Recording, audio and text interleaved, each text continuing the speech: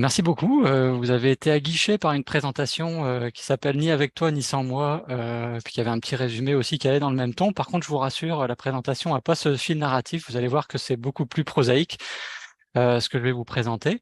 Mais en gros, l'idée aujourd'hui, c'était de vous parler des identifiants uniques et de plus spécifiquement qu'est-ce que les bibliothèques universitaires pourraient jouer comme rôle autour de ces nouveaux outils. Nouvelle réalité documentaire aussi. Je m'appelle Pierre Lazou, je suis bibliothécaire des communications savantes à l'Université Laval, et donc en charge notamment des dépôts institutionnels, et j'ai suivi de près aussi l'intrusion des PIDS sur notre campus. Alors, au programme, juste Émilie, si je peux te demander de surveiller un peu les mains levées et les chats, parce que c'est quelque chose que je vois pas très bien. Oui, Donc je m'en si jamais il occupe. y a des... Ok, excellent. Au programme aujourd'hui, on va s'attarder un petit peu très brièvement sur la définition de ce qu'on appelle les PIDS ou les IUP. Alors c'est l'acronyme que j'ai utilisé tout au long de la présentation pour identifiant unique pérenne. On va se concentrer beaucoup sur les aspects stratégiques, pourquoi ce serait important de s'y intéresser, notamment dans le milieu des bibliothèques. On va faire un petit tour du contexte canadien. Et on va ensuite finir la présentation sur le gros morceau, c'est-à-dire les identifiants, quelle place pour les bibliothèques, quel rôle et surtout quel niveau de service.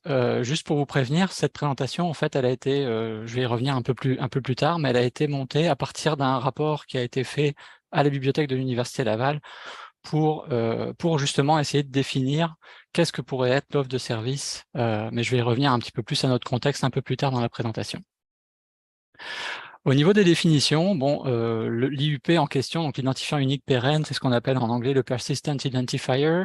Ça s'applique à de multiples composantes de l'écosystème de recherche, les publications, les individus, les organisations, mais aussi les projets de recherche, le matériel de recherche. On va y revenir un peu. C'est-à-dire que c'est des identifiants uniques, mais ils sont loin d'être uniques dans le sens qu'il y en a pléthore pour essayer d'identifier de façon non ambiguë une multitude de ressources.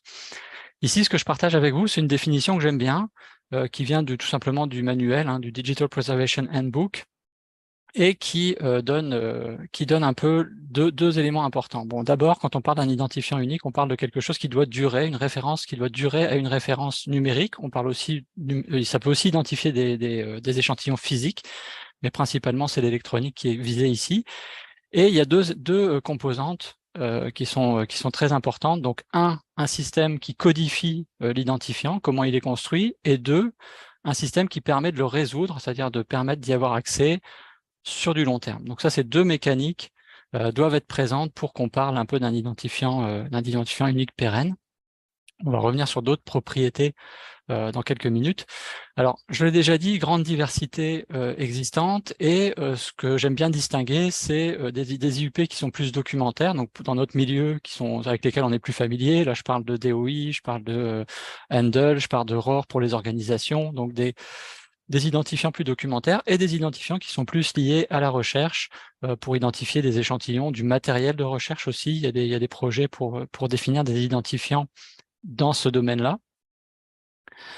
Et au niveau de la définition, certaines propriétés. Alors j'aime bien reprendre celui-là, c'était un projet de recherche européen qui a essayé de définir un petit peu mieux les propriétés, les grandes caractéristiques des identifiants, et je pense que c'est fondamental, surtout quand on se pose des questions sur la mise en place d'un service, c'est-à-dire comment est-ce que par exemple ces identifiants, il y en a beaucoup, lesquels est-ce que je peux sélectionner, lesquels j'accepterais comme bibliothèque de prendre sous ma tutelle ou d'adhérer ou de devenir membre. Donc c'est des propriétés qui peuvent servir notamment dans la sélection des identifiants qu'on souhaiterait avoir. Alors, les propriétés, bien sûr, c'est le côté unique. Faut pas qu'on puisse avoir deux fois le même identifiant. Le côté pérenne, donc disponible à long terme, identifiable sur le long terme, descriptif, et ça c'est important, c'est-à-dire qu'en fait l'identifiant c'est pas juste une chaîne numérique, il peut y avoir un contexte, des métadonnées qui sont associées, et ça selon les différents identifiants c'est une réalité. Interopérable, on va y revenir sur ce concept, c'est ce qui tourne autour des identifiants, puis c'est un peu une promesse de toute cette volonté de caractériser de façon unique des ressources. Et aussi important, ça doit être governed en anglais, donc ça doit être géré, coordonné, idéalement par des organisations, pour toujours dans ce concept de pérennité, que ce soit crédible un peu de ce côté-là. Juste pour vous donner un exemple, si on essaye de caractériser un identifiant qui est beaucoup utilisé, notamment dans les dépôts institutionnels, le handle, ben, en fait, il est unique, oui. Il est persistant, oui. Il est descriptif, non. C'est-à-dire qu'en fait, il n'y a pas de métadonnées qui sont associées. Il est interopérable, très peu. Et govern, oui. C'est-à-dire qu'en fait, il y a quand même des organisations derrière. La seule différence, c'est que c'est pas vraiment une communauté ouverte, hein, comme on peut voir dans les DOI ou ORCID ou d'autres identifiants. Donc le handle, pour ceux qui sont familiers avec celui-là, dans le domaine des dépôts, c'est au regard de cette grille, en fait, c'est un identifiant qui est quand même, qui a certaines limites, qui est un peu entre les deux. Ok, ça suffit pour la définition. Maintenant, pour les aspects stratégiques, je pense que je peux passer vite sur cela. Vous devez un peu les connaître. Je vais insister sur la découvrabilité. Ça, c'est une promesse encore, hein. Est-ce que c'est vraiment utilisé, exploité? Je pense pas tout à fait encore, même s'il y a des exemples qui essayent d'améliorer ça. C'est en accord avec les principes FAIR. Les principes FAIR mentionnent les identifiants uniques comme quelque chose d'important. Et surtout, c'est aussi, et là je cite l'UNESCO dans ses recommandations sur la science ouverte de 2021, qui ciblait donc les identifiants comme un des éléments clés pour une infrastructure de science ouverte. Et là, j'ai pas mis la citation au complet, mais les services donc d'identifiants uniques sont mis au même niveau que les laboratoires, donc les autres infrastructures qui servent à générer de la recherche et à générer de la science ouverte. Donc, au niveau stratégique, on se situe quand même, on a beaucoup d'appui, on voit bien que c'est quelque chose qui est suivi et auquel on reconnaît en fait une certaine valeur. Alors, les aspects stratégiques aussi, d'un point de vue plus terre à terre, on a limité la lourdeur administrative. Ça, ceux qui ont travaillé avec ORCID, c'est quelque chose qui a souvent été mis de l'avant, c'est-à-dire le chercheur, étant donné qu'il met ses données dans un profil identifiable de façon unique, avec beaucoup d'informations, pourquoi est-ce que ces informations sur la publication, sur les activités de recherche, est pas exploitées par des systèmes donc ça, c'est ce discours-là sur la lourdeur, simplifier le travail des chercheurs, éviter les saisies multiples d'informations. C'est un des éléments qui est souvent mentionné par rapport aux IUP. Et aussi, un élément important, c'est que par cet enregistrement, donc par le fait qu'on enregistre des identifiants uniques auprès d'agences internationales, ça ajoute aussi au niveau de la donnée, de ce qu'on identifie, une certaine fiabilité par la traçabilité et aussi un peu une authenticité de ce qui est enregistré. Alors, on poursuit sur l'interopérabilité. Je vous avais dit qu'on en parlerait un peu plus en détail parce que c'est vraiment l'élément sur lequel je pense qu'on a beaucoup de rôle, les bibliothèques, en fait, pour essayer de l'améliorer. Tout simplement parce que l'interopérabilité pour les identifiants, c'est pas une garantie en soi. C'est pas parce que l'identifiant existe qu'il est interopérable par nature. Il le devient parce qu'il est exploité et utilisé à bon escient. Donc chaque IUP, d'abord, au niveau de l'interopérabilité, il faut voir que chaque IUP a un peu sa technologie. On ne génère pas les DOI de la même façon qu'on génère des ROR, on ne génère pas des ROR de la même façon qu'on génère des handles. Donc il y a toute une caractéristique technologique différente selon les outils. Et aussi, chaque institution qui coordonne l'activité est une organisation indépendante, autonome. Donc il n'y a pas forcément, c'est pas une seule organisation qui chapeaute plusieurs PIDs. Souvent, en fait, vous avez plusieurs communautés. Donc, ça crée aussi une multitude d'opportunités pour ces interopérabilités.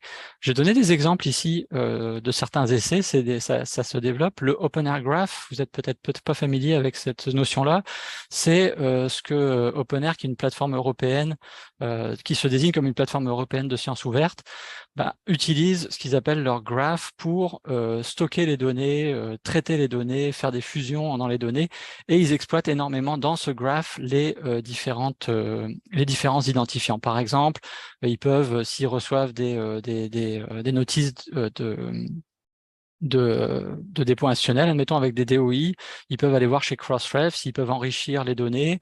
Donc il y a une espèce d'interrelation, d'enrichissement et aussi de duplication et de fusion qui est faite dans ce graphe en exploitant d'un certain niveau l'opérabilité des identifiants. L'autre élément où vous êtes peut-être plus familier, c'est au niveau d'ORCID et son système de mise à jour automatisé avec Crossref. Donc ORCID permet aux chercheurs de faire des liaisons entre son profil et les identifiants Crossref, ce qui fait en sorte que pour chaque nouvelle publication, il y a un ajout automatisé qui peut être fait dans la page du chercheur sans qu'il ait besoin de rentrer manuellement l'information. Donc cette mise à jour automatique exploite d'une certaine façon aussi ces possibilités d'interopérabilité rendues possibles par les IUP. Alors, en gros, pour garantir l'interopérabilité, il y a deux éléments fondamentaux. Il y a on a parlé un IUP vient avec des métadonnées qui lui sont associées. La qualité de ces métadonnées, il faut s'interroger dessus. Est-ce comment sont-ils rentrées? Est-ce que c'est contrôlé? Est-ce qu'il y a vraiment un contrôle qualité qui est fait sur les métadonnées associées à un identifiant? Ça, c'est quelque chose qu'on peut faire quand on devient membre des identifiants comme DOI ou que ce soit Crossref ou DataCite. On a accès à ces formulaires de métadonnées pour vérifier comment ils ont été rentrés, est-ce qu'on a beaucoup de métadonnées ou très peu. Et l'autre élément, c'est bien sûr la gestion de la pérennité. Et ça, la gestion de la pérennité, c'est vachement important parce que c'est pas la communauté ou l'organisation qui chapeaute qui la garantit, c'est l'institution qui adhère à l'identifiant. Donc, garantir la pérennité, ça veut dire que si l'URL change, si l'URL est retirée, si la ressource change d'adresse, si elle est retirée, eh bien, il y a une manipulation, il y a quelque chose à faire pour maintenir l'accès auprès du registre. Et ça, c'est les organisations membres qui sont censées garantir ce service. Donc, ça requiert un engagement à long terme de la part des organisations. C'est pas juste une adhésion passive où on paye un montant annuel. Il y a des obligations qui viennent avec. Et ça, c'est très important. Et je le pose sous forme de question. On pourra en discuter si vous voulez. C'est est-ce que justement cet élément-là n'est pas une opportunité pour les bibliothèques? C'est-à-dire c'est tout ce volet de gestion, métadonnées, accès à long terme, pérennité. Est-ce que les bibliothèques universitaires n'auraient pas des responsabilités de ce côté-là? Eh bien, on pourra en discuter.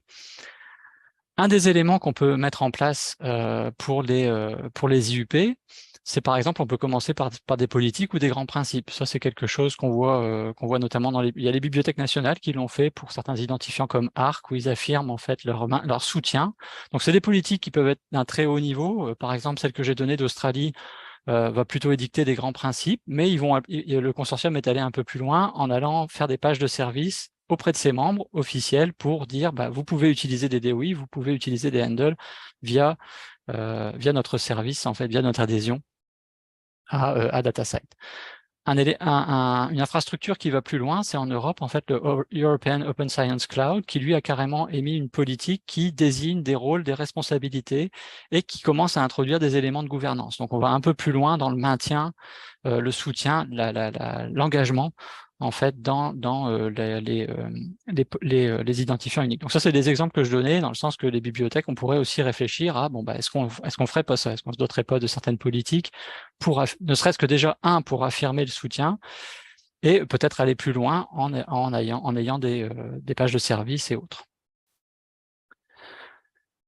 Ça clôt un peu les réflexions sur les aspects stratégiques, l'inventaire en fait des aspects stratégiques au niveau canadien.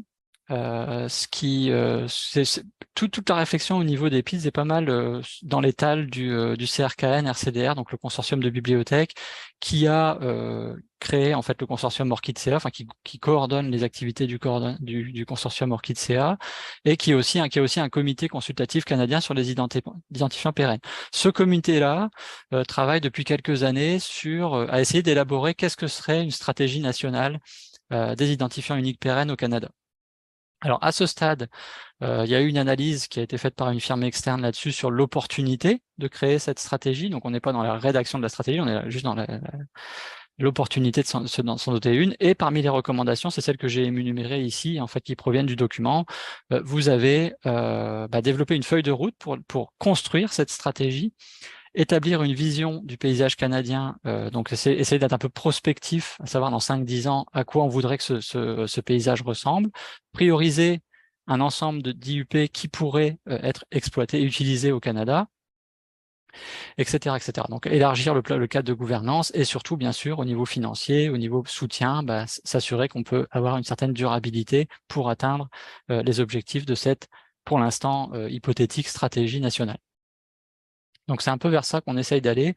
Ça a déjà commencé un petit peu. Le CRKN, je pense, a quand même joué un bon rôle. Il y a deux identifiants auxquels on peut adhérer via ce consortium, donc DataCite et ORCID. Ça met des ressources auprès des bibliothèques, surtout pour ORCID. En fait, on a quand même un responsable national qui aide beaucoup dans l'implantation et dans l'utilisation, l'exploitation en fait de ces identifiants pérennes et dans la sensibilisation de leur importance.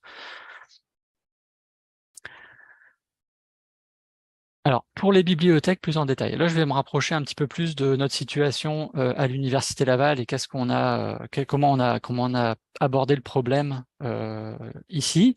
En gros, l'expérience à l'Université Laval, pour vous le dire, on est membre et quasiment membre fondateur en fait du ORCID CA, c'est-à-dire qu'on a participé aux premières réflexions pour la constitution du consortium, qui ensuite est devenu une offre formelle de la part du consortium CRKN-RCDR.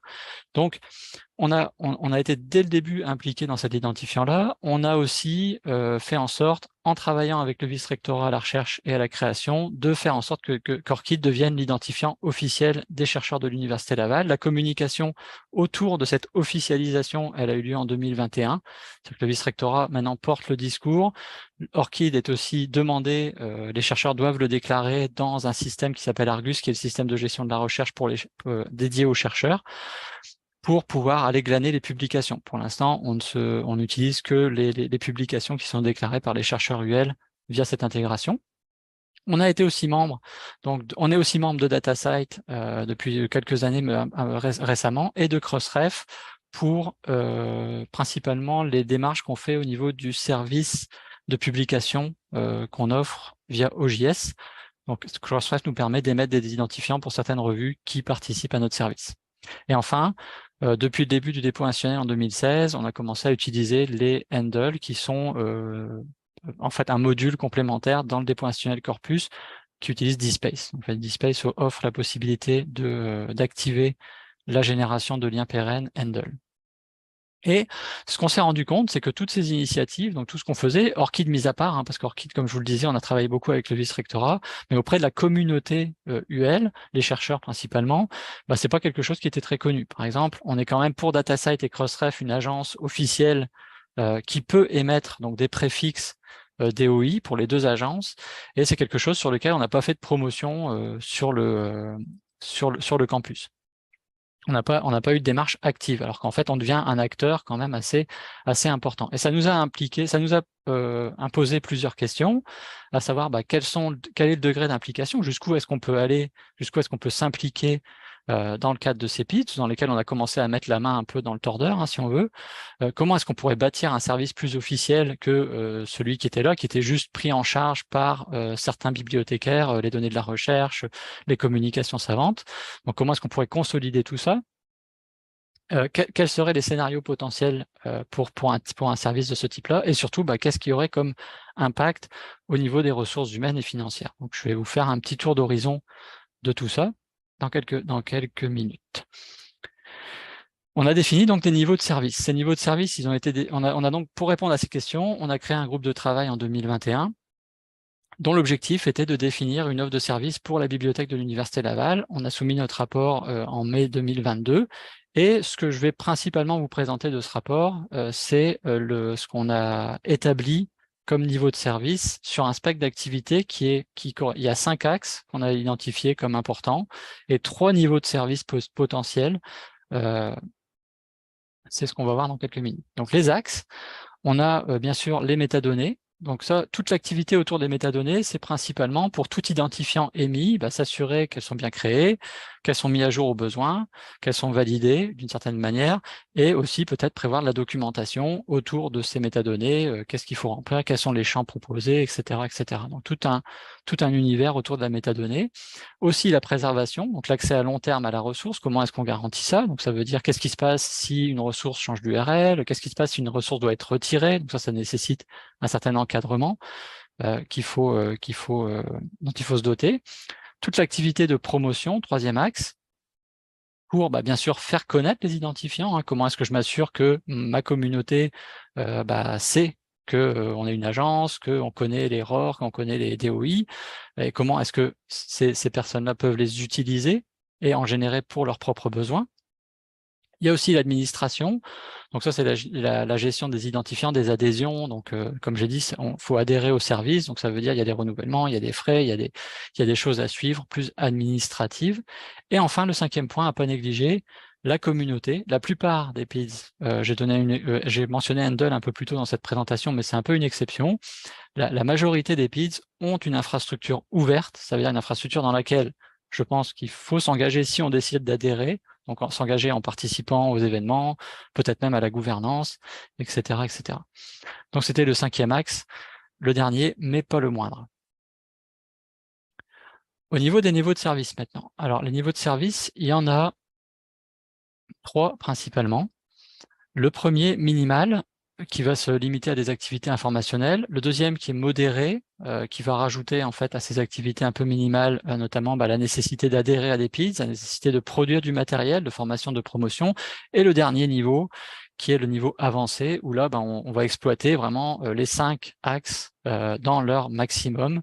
Et donc là, vous pensez bien qu'il y a une gradation, hein, les ressources demandées selon chaque niveau vont augmenter. On va les passer en revue un à un.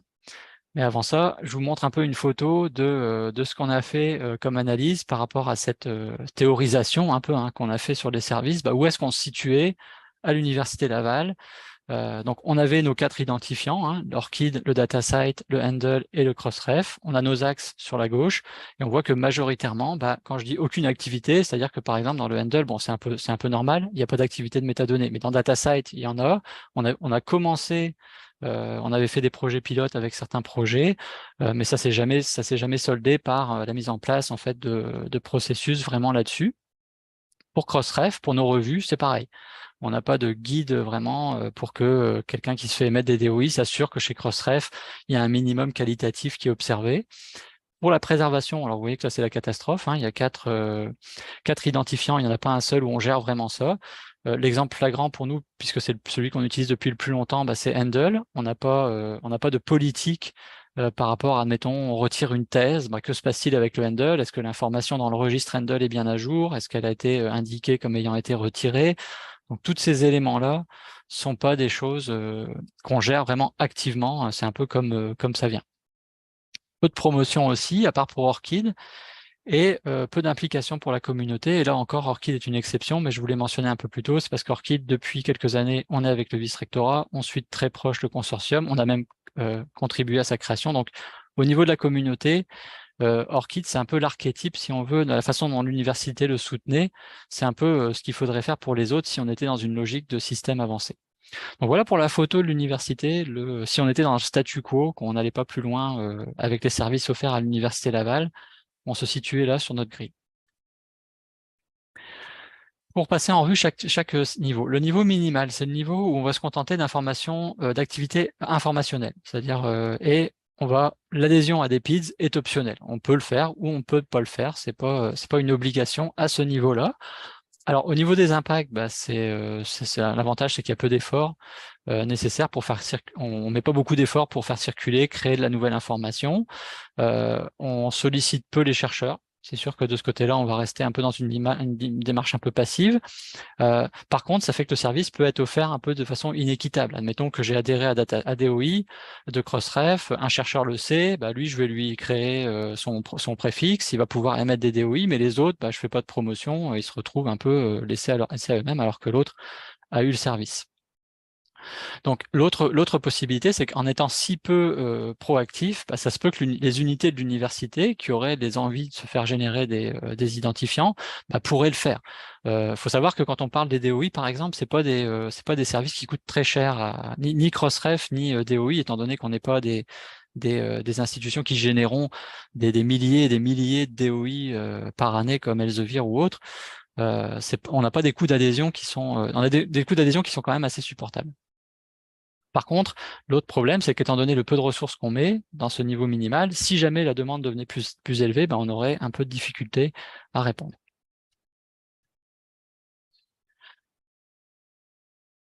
Le niveau modéré, donc là, on construit toujours. On avait le niveau minimal, on continue de faire des activités informationnelles. Par contre, là, on va rajouter la nécessité d'adhérer à au moins un IUP au minimum et le fait de faire de la formation et de la promotion active pour les IUP qu'on aura sélectionnés sur le campus. Donc là, l'avantage, c'est qu'on passe à un service qui est un peu plus qualitatif pour la communauté. On passe aussi à un rôle plus proactif de la bibliothèque, donc une reconnaissance peut-être sur le campus comme étant l'unité qui se charge de ces identifiants uniques pérennes, parce que ça, je trouve qu'il y a un enjeu aussi là-dessus, de prendre cette place-là. La bibliothèque, les bibliothèques par le passé au niveau des identifiants, si on pense surtout aux ISBN qui sont émis par les bibliothèques nationales, donc il y a un rôle très légitime à aller se faire reconnaître ici. Un accompagnement plus uniforme aussi dans ce service modéré. On est moins dans l'inéquité du premier niveau. Par contre, bon, c'est sûr que là, il y a des ressources supplémentaires à prévoir.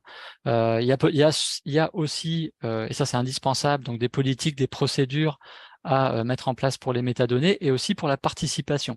Parce que en étant membre je reprends l'exemple de DataSite ou de Crossref, si on décide qu'une unité est responsable pour un de ces produits documentaires, une de ces bases de données, d'émettre des DOI, bah, nous, au niveau de l'agence, c'est nous qui sommes responsables en tant que membres de l'agence DOI au Crossref ou DataSite. Si l'unité ne fait pas ça de façon qualitative, ne fait pas attention à ce qu'elle génère, retire des choses sans prévenir, bah, la communauté des DOI peut se retourner et demander qu'est-ce qui se passe. Parce que la création des DOI, le fait qu'ils résolvent, si on prend Crossref par exemple, bah, c'est quelque chose qui est surveillé. Chaque mois, on reçoit des bilans pour dire bah, est-ce qu'il y a des DOI qui résolvent pas, et si c'est pas le cas, Crossref nous demande des comptes, de dire pourquoi il résout pas, pourquoi il y a un problème récurrent sur telle ressource, etc.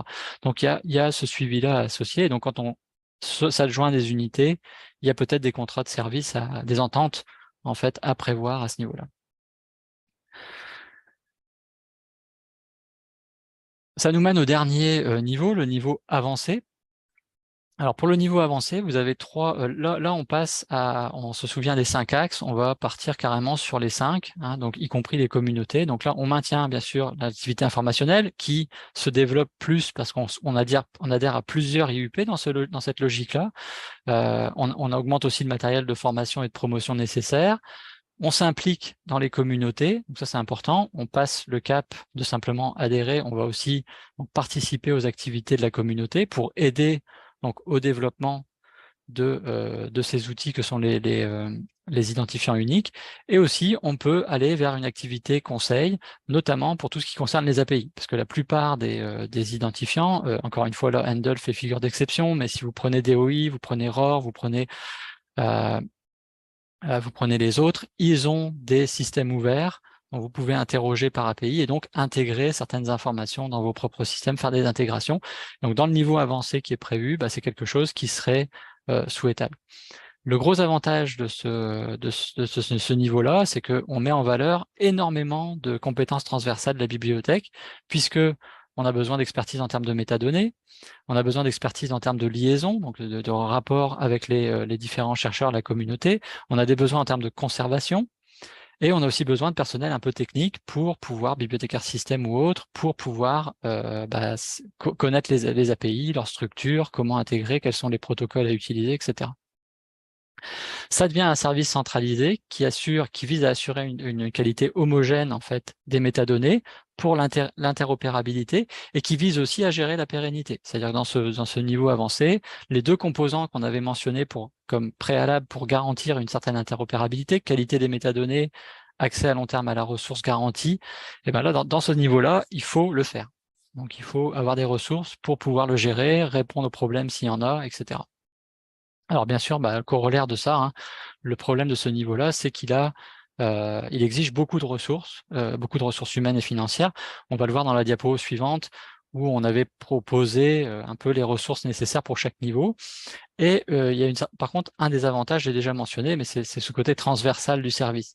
Alors, c'est un avantage, mais c'est aussi quelque chose qu'il faut gérer, parce que si les expertises, par exemple, pour vraiment faire fonctionner le service IUP sont dispersées dans différentes unités, il y a une certaine coordination à prévoir, il y a une autre organisation, en fait, peut-être à mettre en place pour assurer le bon fonctionnement. Et enfin, mon dernier point, assurer la conservation des métadonnées et des données. Alors, le « et des données », il paraît anodin là-dessus, mais c'est sûr que on en discutait notamment pour DataSite. Si il y a des projets de recherche qui se créent, ils veulent faire un catalogue de données, mais après la subvention, s'il se passe quelque chose, comment est-ce que la bibliothèque va prendre en charge ces données-là? Est-ce qu'il y a d'autres alternatives, d'autres scénarios à prévoir? Donc tout ça, c'est des questions aussi qu'il faudra aborder dans un niveau comme celui-là.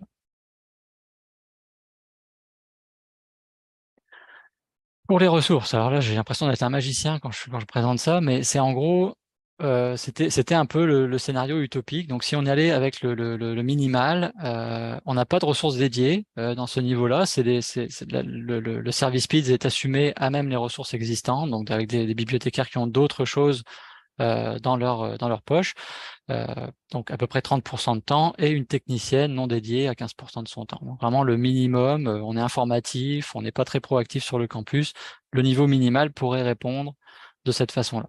Je vous avoue que c'était un peu la situation à l'université. L'Université Laval, avant qu'on commence le rapport, on s'assoyait sur les ressources présentes qui assumaient, en plus de leurs autres tâches, la nécessité d'entretenir ces IUP.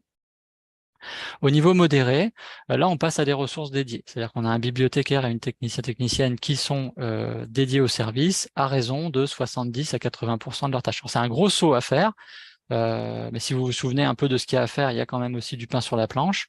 Donc, une ressource qui commence à être très sollicitée. Je vous avoue qu'au niveau de la recommandation du service qu'on a fait à la direction, c'était ce scénario-là qu'on exposait. On n'est pas allé vers l'avancée qui, lui, d'après ce qu'on avait évalué comme tâche nécessaire, étant donné qu'il y a plusieurs identifiants, plusieurs communautés, un travail vraiment très intensif sur chacun des axes, bon, ça requiert un bibliothécaire spécialisé et 2 techniciennes dédiés dans le scénario qu'on avait proposé. Dans les faits, ce qui a été recommandé par l'université auprès de la direction, c'était le deuxième, le modéré, ici. Et ça fait le tour avant de passer à vos questions. Mais j'en profite pour dire que justement, le poste vient d'être affiché. Donc, il y a un poste dédié de bibliothécaire aux identifiants uniques qui vient d'être affiché publiquement. Donc, écoutez, si le cœur vous en dit, postulez. J'espère que je vous donne envie avec tous ces aspects stratégiques. Et là, j'aimerais bien que vous entendre un petit peu sur ce que vous avez à dire à ce niveau-là, après cette présentation, et cette potentielle implication de la bibliothèque dans des services d'identifiants uniques. Donc, un des problèmes d'adoption semble être, je lis la question dans le chat, un des problèmes d'adoption semble être la multitude d'IUP. Est-ce qu'il existe un mouvement pour en réduire le nombre et en concentrer l'impact? Alors, non, mais c'est un peu pour la raison pour laquelle je mentionnais au tout début que les PIDs ont certaines caractéristiques. Je ne sais pas si vous vous souvenez du tableau, c'était tiré d'un projet européen où on avait certaines caractéristiques comme le fait d'être unique, le fait d'être coordonné par une communauté. Donc ça c'est des éléments intéressants. Et notamment, je peux prendre l'exemple maintenant qui fait un peu qu'on prend pour acquis, qui est l'identifiant pour les organisations, le ROR. Il y a de ça 3 années, on n'aurait peut-être pas parié cher de sa peau, étant donné qu'il y avait très peu de communautés actives autour. C'était un peu géré comme on pouvait. Et là, depuis qu'il y a eu des associations, notamment avec DataSite et avec d'autres identifiants, c'est une communauté qui s'est énormément structurée dans la dernière année, qui a des rencontres régulières, qui fait des bulletins d'information et qui est aussi très proche de DataSite. Et donc qui est devenu en fait un identifiant tout à fait recommandable, si on veut, au regard en fait encore de ces principes d'être derrière avec une communauté active, d'être unique, d'être pérenne, d'avoir toute une infrastructure aussi qui permet de les gérer. Donc c'est un peu comme ça, mais il n'y a pas de liste. Après, une façon de les sélectionner, c'est un peu ce qu'on a dit dans notre rapport aussi, c'est que au tout début de présentation, je mentionnais qu'il y a des PIDs documentaires, puis il y a des PIDs qui sont plus du niveau de la recherche, notamment pour de l'échantillonnage, donc identifier de façon pérenne des échantillons, identifier du matériel de recherche. Tout ça, est-ce que les bibliothèques ont vraiment intérêt à se lancer là-dedans? C'est pas sûr. Nous, c'est pas ce qu'on recommande. On disait, on se concentre d'abord sur les identifiants de type documentaire, donc pour identifier des personnes, comme on gérait des fichiers d'autorité. Bon, là, ORCID, c'est très similaire, ça présente des similarités. Les identifiants documentaires comme DOI et Crossref, les identifiants d'organisation. Il y en a un aussi qui intéresse un peu plus le vice-rectorat, mais qui identifie les projets de recherche, le RAID, il s'appelle. Donc ça aussi, c'est quelque chose d'intéressant à regarder, mais qui est pas encore... Le RAID, par exemple, en termes de soutien, en ce moment, c'est pas un identifiant qui m'a l'air d'être très solide au regard encore une fois, des critères d'unicité, de permanence, d'infrastructure ouverte, de communauté derrière. Ce sera à surveiller. Pas de questions? Sinon, moi, j'en ai une pour vous. Qu'est-ce que vous pensez en fait de ce... Est-ce que pour vous, ça paraît une évidence, c'est quelque chose qui est très intéressant dans lesquels les bibliothèques devraient se lancer? Parce que je vous avoue que la raison pour laquelle on a fait ce projet, c'est que on a mentionné que le Canada avance un peu comme à son habitude, un peu de façon timorés sur cette voie-là, c'est-à-dire qu'on n'ose pas trop, on se lance pas dans une stratégie nationale, oui, non, on fait un peu de lobbying, mais dans les faits, j'ai vraiment le sentiment que c'est quelque chose sur lequel les bibliothèques auraient besoin de s'affirmer un peu plus, d'autant plus que là, on nous donne certaines responsabilités. On peut devenir des agences émettrices pour du matériel qui est produit dans nos campus, et donc ça nous permet d'avoir une activité qui se concentre autour de tout ça. Et comme je le mentionnais aussi dans la présentation, c'est des activités qui font appel à nos expertises naturelles, on dirait. La préservation, les métadonnées, la représentation. Il y a une question dans le chat. Quel lien y a-t-il avec les fichiers d'autorité traditionnels? Alors en fait, c'est une très bonne question, mais là je vais les comparer froidement. C'est-à-dire que si on prend nos fichiers d'autorité aujourd'hui, par exemple au Québec, on s'est focalisé sur Canadiana, si on essayait d'identifier, est-ce qu'on pourrait dire que Canadiana émet des identifiants? Est-ce qu'on peut dire que c'est des identifiants uniques pérennes avec la façon dont je vous ai présenté? Deuxième chose, est-ce que, par contre, si je retourne la question, est-ce qu'Orchid permettrait de faire des liens avec des systèmes autres que lui-même? C'est-à-dire est-ce que d'autres systèmes d'identifiants de personnes, actuellement, ça se fait pas? Il y a l'Orchid, enfin, on serait comme un identifiant relié, donc on pourrait imaginer des liens. Présentement, ils se font pas. Tout comme Orchid fait des liens, par exemple, avec Scopus. Si on lit Scopus, qu'on importe des publications de Scopus, il y a des liens qui peuvent être mis. Donc, on aurait ce que Scopus appelle l'identifiant des auteurs. Web of Science aussi, il y avait le Researcher ID jusqu'à il y a quelques temps qui était ajouté. Donc, c'est pas des liens officiels.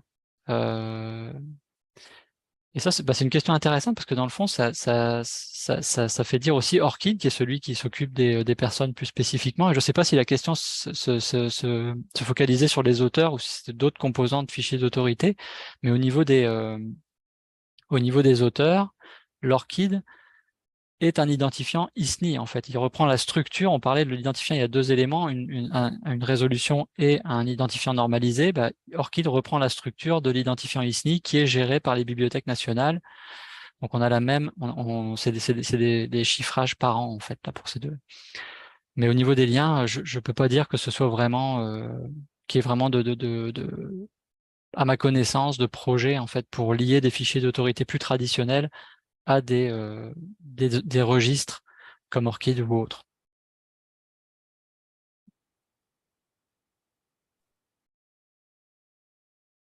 Tu as une autre question, Pierre, pour Ah, je n'ai pas Nadia. vu. Nadia qui a demandé si on avait l'intention d'avoir une politique.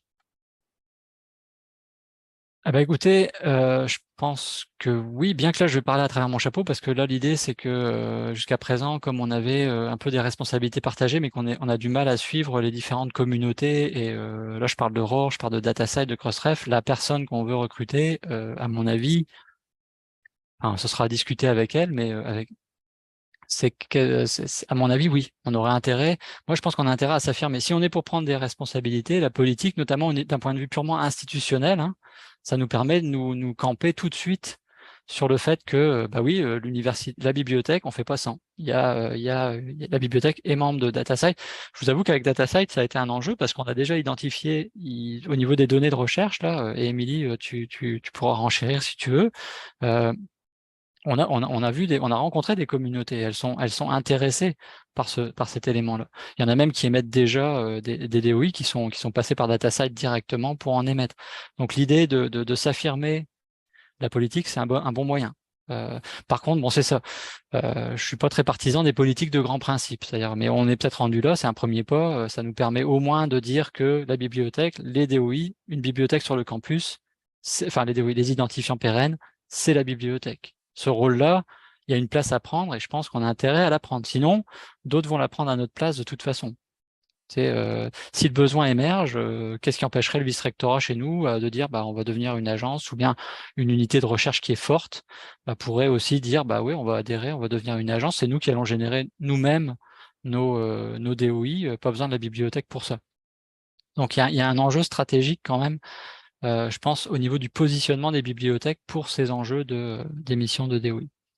Encore une fois, là je parle pour moi-même, hein, vous pouvez me contredire ou si vous pensez qu'au contraire, étant donné la charge de travail, étant donné tout ce qu'on a à faire aussi, est-ce que c'est vraiment un enjeu dans lequel on a envie de se lancer?